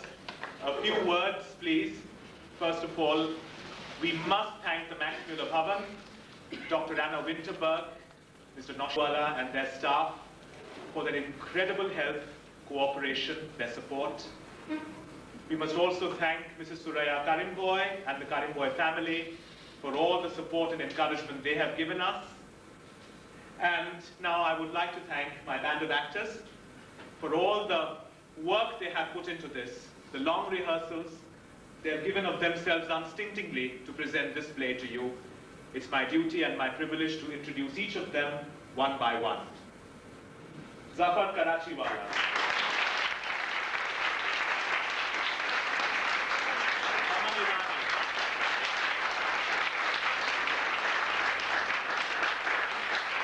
Jehangir,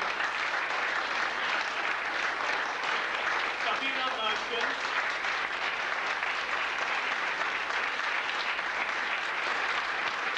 Devika Shahani,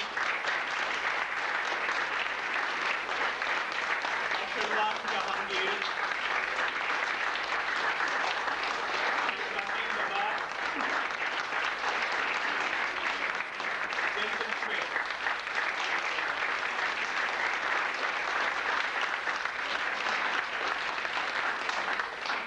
Ladies and gentlemen, one more thing. Now would be the right time, I guess, to call out for the author. But since I'm quite sure he's here in spirit with us, to show your appreciation to his incredible talent and his great imagination, I would request you, ladies and gentlemen, to stand up in your seats and maintain one moment of silence.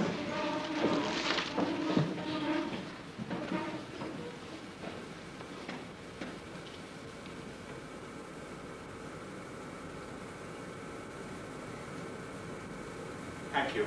Thank you very much. Thank you for coming.